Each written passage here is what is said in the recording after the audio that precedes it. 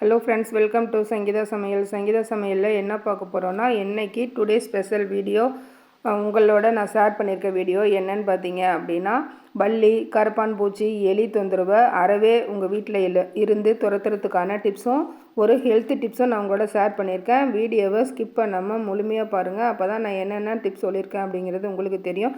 இப்போ தான் என் வீடியோவை ஃபஸ்ட் டைம் பார்க்குறீங்கன்னா சப்ஸ்கிரைப் பண்ணிக்கோங்க. அப்படியே பக்கத்தில் இருக்கிற பெல் பட்டனையும் கிளிக் பண்ணி வச்சுக்கோங்க. இந்த கொளிஞ்சி பழம் சாதம் சாப்பிட்றதுனால நமக்கு என்னென்ன பெனிஃபிட்டு அப்படிங்கிறதும் நம்ம பார்க்கலாம். இதனோட மருத்துவ குணம் என்னென்னு பார்க்கலாம்.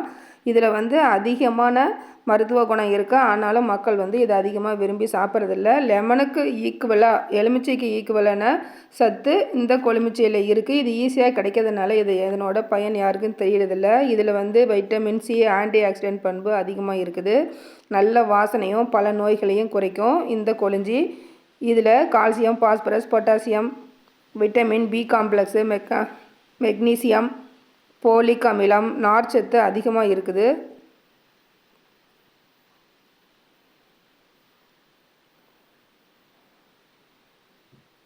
இந்த பழத்தை எலுமிச்சம்பழம் மாதிரி சாதம் செஞ்சு சாப்பிட்லாம், ஜூஸ் போட்டும் எடுத்துக்கலாம். இந்த ஜூஸ் குடிக்கும்போது நாட்டு சக்கரை, தேன், வெல்லம், கருப்பட்டி எது வேணாலும் உங்கள் விருப்பம் போல் நீங்கள் சேர்த்து நீங்கள் சாப்பிடுங்க, ரொம்ப நல்லது.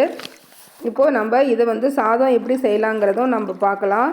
இதை இந்த மாதிரி விதையை நீக்கிட்டு நல்லா ஃபில்ட்ரு பண்ணி எடுத்துக்கோங்க. இந்த பழம் ஈஸி, ரெண்டாக கட் பண்ணி ஜூஸ் பிழிஞ்சு எடுத்துக்கோங்க. எடுத்துக்கிட்டு இதில் கொஞ்சமாக ஆயில் விட்டு இதில் கடுகு, கறிவேப்பிலை, ட்ரை சில்லி, உளுத்தம்பருப்பு, கடலைப்பருப்பு, வேர்க்கடலை இதெல்லாம் போட்டு நல்லா பொரிய விட்டுருங்க. கொஞ்சமாக மஞ்சள் தூள், உப்பு போட்டு நல்லா பொரிஞ்சு வந்ததும் இந்த ஜூஸை ஆட் பண்ணி நீங்கள் கலந்து விட்டுருங்க. நல்லா கொதி வரக்கூடாது.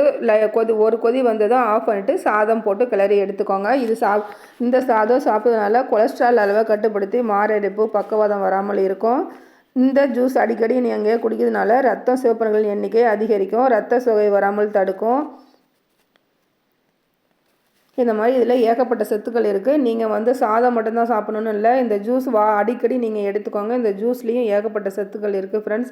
ஆஃபீஸ் போகிறவங்களுக்காகட்டும், ரெகுலராக ஸ்கூல் போகிற குழந்தைங்களுக்காகட்டும், நம்ம லஞ்ச் பாக்ஸ் ரெசிப்பியாக இந்த ரெசிப்பியை நீங்கள் கண்டிப்பாக இந்த ஆரோக்கியமான ரெசிப்பியை செஞ்சு கொடுங்க. இது ஈஸியாக மார்க்கெட்லேயும் கிடைக்கும். நீங்கள் கொளிஞ்சி பழம்னு கேட்டிங்கன்னா அவங்க கொடுப்பாங்க. அந்த பழம் எப்படி இருக்குன்னு நான் இமேஜும் நான் ஷேர் பண்ணியிருக்கேன். கண்டிப்பாக வாங்கி சாப்பிடுங்க ஃப்ரெண்ட்ஸ். நீங்கள் இது வரைக்கும் கொளிஞ்சி சாதம் செஞ்சு சாப்பிட்டதில்லை அப்படின்னா இனிமேல் நீங்கள் ட்ரை பண்ணி பாருங்கள். உங்களுக்கு அடிக்கடி உடம்பு எந்த பிரச்சனையும் இல்லாமல் நீங்கள் ஆரோக்கியமாக நீண்ட ஆயுளுடன் இருக்கலாம். கண்டிப்பாக ஷேர் பண்ணி பாருங்கள். நான் பாருங்கள் கொதி வந்துடுச்சு. கொதி வந்ததும் இறக்கி நான் வீட்டில் செஞ்ச நார்மல் ரைஸில் தான் நான் செஞ்சு கிளறியிருக்கேன். நீங்கள் பாஸ்மதி ரைஸில் கூட நீங்கள் செஞ்சு கலந்துக்கலாம். நீங்கள் வெளியில் எங்கேயாவது போகிறீங்க, டூர் போகிறீங்க அப்படின்னா கூட நீங்கள் இந்த சாதம் செஞ்சு எடுத்துகிட்டு போகலாம். அவ்வளோ சூப்பராக இருக்கும் ஃப்ரெண்ட்ஸ். இந்த மாதிரி ஆரோக்கியமான சாதத்தை நீங்கள் மிஸ் பண்ணாமல் சாப்பிடுங்க. இது எங்கள் தோட்டத்தில் இந்த மரம் இருந்தது. அந்த இமேஜும் நான் ஷேர் பண்ணியிருக்கேன். வீட்லேயும் மாடி தோட்டத்துலேயும் ஈஸியாக வளரும். பாருங்கள், நான் ரெடி பண்ணிட்டேன். உங்களுக்கு இந்த வீடியோ இந்த டிப்ஸு பிடிச்சிருந்தா இந்த டிப்ஸு உங்கள் ஃப்ரெண்ட்ஸுக்கும் ஃபேமிலி மெம்பர்ஸ்க்கும் ஷேர் பண்ணி சப்போர்ட் பண்ணுங்கள் ஃப்ரெண்ட்ஸ்.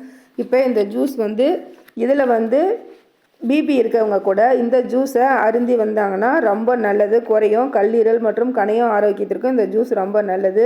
இது உடல் சூடு, பித்த நோய்களை கூட குறைக்கும். இந்த சாதம் அடிக்கடி சாப்பிட சிறுநீரக நச்சும் வெளியேறும், சிறுநீரக கல்லும் வெளியேறும் ஃப்ரெண்ட்ஸ். இப்போது வாங்க நெக்ஸ்ட் டிப்பு என்னென்னு பார்க்கலாம். என்னடா அது தக்காளி காமிக்கிறேன் அப்படின்னு பார்க்குறீங்களா? ஆமாம் ஃப்ரெண்ட்ஸ், இன்றைக்கி தக்காளினா எலிக்கு ரொம்ப பிடிக்கும். அதனால் இந்த தக்காளி பழத்தை நம்ம வச்சு எலியை ஈஸியாக நம்ம வீட்டு பக்கமே வராமல் எப்படி துரத்தலாம் அப்படிங்கிற டிப்ஸ் தான் நான் உங்களோட ஷேர் பண்ணியிருக்கேன். நல்லா பழுத்த பழமாக ஒரு பழம் எடுத்துக்கோங்க. பழத்தை எடுத்துகிட்டு அதை ரெண்டாக கட் பண்ணி எடுத்துக்கோங்க. இப்போது இந்த பழத்தை கட் பண்ணிட்டு இதில் நம்ம என்னென்ன ஆட் பண்ண போகிறோம் அப்படின்னு பார்க்கலாம் வாங்க. நம்ம இதுக்காக நம்ம வெளியில் காசு செலவு பண்ணலாம் எதுவுமே வாங்கலை. நம்ம வீட்டில் இருக்கிற பொருளை வச்சு தான் நம்ம எலியை இன்றைக்கி துரத்த போகிறோம். அதுக்கு என்ன பண்ண போகிறோம் அப்படின்னா, 1 ஸ்பூன் அளவு ட்ரை சில்லி பவுடர் எடுத்துக்கோங்க. தனி மிளகாய் தூள் தான் எடுத்துக்கணும். தனி மிளகாய் தூள் 1 ஸ்பூன் எடுத்துக்கோங்க.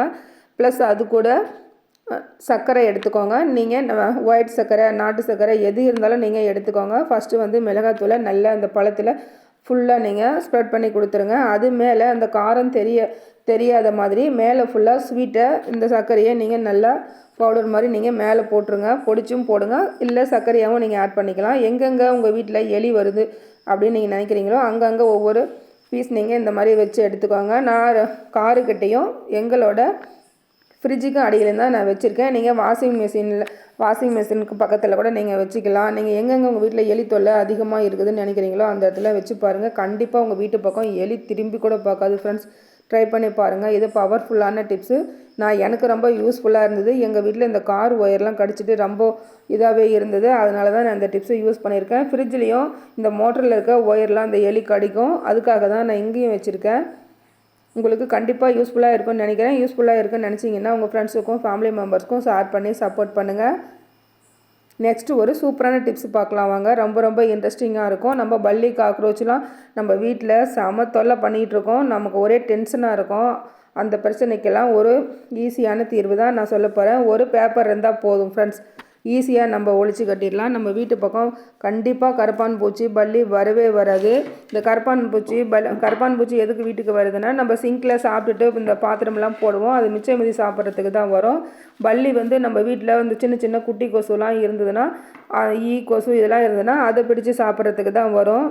அதனால் நம்ம ஓரளவுக்கு நம்ம வீட்டை சூப்பராக நீட்டாக வச்சுட்டோம்னாவே பல்லி தொந்தரவு தொந்தரவுலாம் இருக்காது.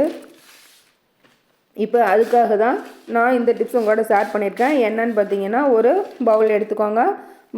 பவுலில் நம்ம வேஸ்ட்டாக இருக்க நம்ம புக்ஸ்லாம் படிக்கிற பழக்கம் உங்களுக்கு இருந்துச்சுன்னா, அது பழைய புக்கில் இருந்து ஒரு வேஸ்ட் பேப்பரை நீங்கள் கட் பண்ணி எடுத்துக்கோங்க. இல்லைன்னா நியூஸ் பேப்பரை கூட நீங்கள் கட் பண்ணி எடுத்துக்கோங்க. ஒரு பேப்பர் இருந்தால் போதும். அதை குட்டி குட்டி பீஸாக நீங்கள் கட் பண்ணி ஒரு பவுலில் ஆட் பண்ணிக்கோங்க. சின்ன சின்ன பீஸாக நீங்கள் கட் பண்ணிக்கோங்க. கட் பண்ணி அந்த ஒரு பவுலில் போட்டுக்கோங்க. போட்டுட்டு இப்போ நம்ம என்ன பண்ண போகிறோம் அப்படின்னா, அந்த சின்ன சின்னதாக நம்ம கட் பண்ணி போட்டோம் இல்லையா, அந்த பேப்பர் ஒரு பவுலில் போட்டிருக்கோம். அந்த பவுலில் அந்த பேப்பர் மூழ்கிற அளவுக்கு நீங்கள் தண்ணி ஆட் பண்ணிக்கோங்க. நார்மல் தண்ணி தான், ஹாட் வாட்டர் இல்லை, நார்மல் தண்ணி. அந்த பேப்பர் மூழ்கிற அளவுக்கு ஊற்றி நல்லா ஊற விட்டுருங்க. ஒரு 10 நிமிஷம் நீங்கள் நல்லா ஊற விட்டுருங்க. பேப்பர் நல்லா ஊறி வந்துடும். இப்போ நம்ம தண்ணி ஆட் பண்ணிக்கலாம். தண்ணி நல்லா ஆட் பண்ணி ஒரு 10 நிமிஷம் இந்த பேப்பரை ஊற வச்சு எடுத்துக்கோங்க. ரொம்ப ரொம்ப யூஸ்ஃபுல்லாக இருக்கும், ரொம்ப எஃபெக்டிவாகவும் இருக்கும். இப்போ 10 நிமிஷம் நல்லா ஊறிடுச்சு. தண்ணி நீங்கள் அதிகமாக ஊற்றிட்டிங்கன்னா தண்ணி நீங்கள் ஃபில்ட்ரு பண்ணிவிடுங்க. அதுக்கு பின்னாடி நம்ம என்ன பண்ண போகிறோம் அப்படின்னா, நாப்தலின் பால்னு சொல்லுவாங்க, பாச்சா உருண்டை. அது நான் ஒன்று எடுத்திருக்கேன். ஒரு பாச்சா உருண்டையை நீங்கள் எடுத்து நல்லா பவுடர் மாதிரி நீங்கள் தட்டி எடுத்துக்கோங்க. அதை நம்ம இந்த பேப்பரோட நம்ம ஆட் பண்ணிக்கலாம். ஊறின பேப்பரோட நம்ம இதை ஆட் பண்ணிக்கலாம். இது கூட நம்ம வேறு ஒரு பொருளும் ஆட் பண்ண போகிறோம். அதுவும் உங்களுக்கு ரொம்ப யூஸ்ஃபுல்லானதாக இருக்கும் ஃப்ரெண்ட்ஸ். அது என்னன்னு பார்த்தீங்க அப்படின்னா, நம்ம நார்மலாக வீட்டில் குக்கிங்க்கு யூஸ் பண்ணுற தனி மிளகாய்த்தூள் 1 ஸ்பூன் ஆட் பண்ணிக்கோங்க. இது நல்ல காரத்தன்மை கொடுக்கும். இப்போது நம்ம பேப்பர் நாப்தலின் பால் ஒன்று ஆட் பண்ணியிருக்கோம். மிளகாய்த்தூள் 1 ஸ்பூன் ஆட் பண்ணியிருக்கோம். இது கூட நல்ல வாசனையுள்ள பொருள் ஒன்று ஆட் பண்ண போகிறோம். அது ரொம்ப எஃபெக்டிவாக இருக்கும். அது என்னன்னு பார்க்கலாம். நீங்கள் ரெகுலராக பயன்படுத்துகிற coffee powder, instant coffee powder நீங்கள் எடுத்துக்கோங்க. எந்த பிராண்டாக இருந்தாலும் பரவாயில்ல, ப்ரூவாக இருந்தாலும் சரி, இல்லை நெஸ்லேவாக இருந்தாலும் சரி, சன்ரைஸாக இருந்தாலும் சரி, நீங்கள் எந்த பிராண்டு யூஸ் பண்ணுறீங்களோ அதை நீங்கள் எடுத்துக்கோங்க. நான் சன்ரைஸ் யூஸ் பண்ணுறதுனால நான் அதை எடுத்துக்கிட்டேன். இப்போது இந்த சன்ரைஸ் காஃபி பவுடரை நம்ம 1 ஸ்பூன் அளவு இதில் ஆட் பண்ணிக்கலாம். இது நல்ல வாசனை கொடுக்கும்.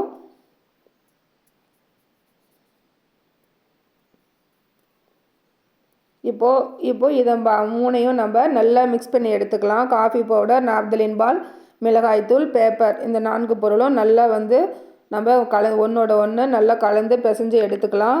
எடுத்துகிட்டு இதை குட்டி குட்டி பாலாக நீங்கள் உருட்டி எடுத்தாலும் சரி, இல்லை நீங்கள் அப்படியே நீங்கள் சின்ன சின்ன பீஸாக உருண்டை சைஸ் அளவுக்கு நீங்கள் பிடிச்சி எடுத்துக்கிட்டாலும் சரி. நான் உருண்டைலாம் பால்ஸ்லாம் பிடிக்கலை, நான் அப்படியே பிடிச்சி தான் எடுத்துக்கிட்டேன், பிடி உருண்டை மாதிரி. இப்போ எடுத்துட்டு இதை வந்து நம்ம அப்படியே தரையில் நம்ம ஃப்ளோர்லலாம் வைக்க முடியாது. அதுக்காக நம்ம என்ன பண்ண போகிறோம் அப்படின்னா, உங்கள் வீட்டில் ஏதோ ஒரு பொருள் வாங்கிட்டு வந்திருந்தீங்கன்னா அந்த கார்ட்போர்ட் பாக்ஸ் வச்சுருப்பீங்கள்ல, அந்த கார்ட்போர்ட் பாக்ஸை வந்து கொஞ்சமாக அந்த கார்ட்போர்டு அட்டையை எடுத்து இந்த மாதிரி கட் பண்ணி வச்சுக்கோங்க. நீங்கள் எத்தனை இடத்துல நீங்கள் வைக்கிறீங்களோ அதுக்கு தகுந்த மாதிரி நீங்கள் கட் பண்ணி எடுத்துக்கோங்க. நான் வந்து ஒரு 5 இடத்துல தான் நான் வைக்க போகிறேன். அதனால் நான் 5 பீஸ் மட்டும் நான் கட் பண்ணி எடுத்துக்கிட்டேன். இப்போ வந்து இந்த நம்ம கலந்த மிக்சிங்கை இந்த மாதிரி ஒவ்வொரு அட்டையிலையும் நம்ம இந்த மாதிரி வச்சு நல்லா வெயிலில் எடுத்து வச்சுருங்க. நம்ம எந்தெந்த இடத்துல பல்லி கரப்பான் பூச்சிலாம் வருதோ அங்கே வச்சு பாருங்கள் ஃப்ரெண்ட்ஸ், ரொம்ப ரொம்ப எஃபெக்டிவாக இருக்கும். உங்கள் வீட்டு பக்கம் வரவே வராது. நீங்கள் காய வச்சு தான் வைக்கணும் அப்படின்னு இல்லை, நீங்கள் இப்படியே கூட வைக்கலாம். நீங்கள் இது வெறும் இது ஃப்ளோர்லலாம் நீங்கள் வைக்காமல் இந்த மாதிரி கார்ட்போர்ட் அட்டையை யூஸ் பண்ணி கூட நீங்கள் வைக்கலாம். நீங்கள் அதை வந்து காய வச்சு எடுத்து ஸ்டோர் பண்ணி வச்சுக்கிட்டிங்கன்னா எலி பல்லி வர இடத்துல கரப்பான் பூச்சிலாம் வர இடத்துல நீங்கள் இந்த மாதிரி அங்கங்கே ஒன்று வச்சுக்கலாம். நம்ம வீட்டில் இந்த பல்லி கரப்பான் பூச்சி இதெல்லாம் சிங்கில், அப்புறம் அரிசியில், நம்ம சாப்பாட்டிலலாம் வந்து விழுந்துடும், நிறைய தொல்லை பண்ணிகிட்ருக்கோம். அதுக்காக தான் இந்த டிப்ஸ் உங்களோட நான் ஷேர் பண்ணியிருக்கேன். நான் சொல்லியிருக்க எல்லா டிப்ஸுமே உங்களுக்கு ரொம்ப யூஸ்ஃபுல்லாக இருக்கும்னு நினைக்கிறேன். யூஸ்ஃபுல்லாக இருக்குன்னு நினச்சிங்கன்னா உங்கள் ஃப்ரெண்ட்ஸுக்கும் ஃபேமிலி மெம்பர்ஸ்க்கும் ஷேர் பண்ணி சப்போர்ட் பண்ணுங்கள். இது மாதிரி நிறைய டிப்ஸ் என்னோடய சேனலில் போட்டிருக்கேன். டைம் இருக்கும்போது போய் பார்த்துட்டு கமெண்ட்டில் சொல்லுங்கள் ஃப்ரெண்ட்ஸ். உங்களுக்கு யூஸ்ஃபுல்லாக இருந்ததா இல்லையான்னு கமெண்ட்டில் சொல்லுங்கள். இது வரைக்கும் என் வீடியோவை பொறுமையாக பார்த்து அனைவருக்கும் மிக்க நன்றி. தேங்க்யூ.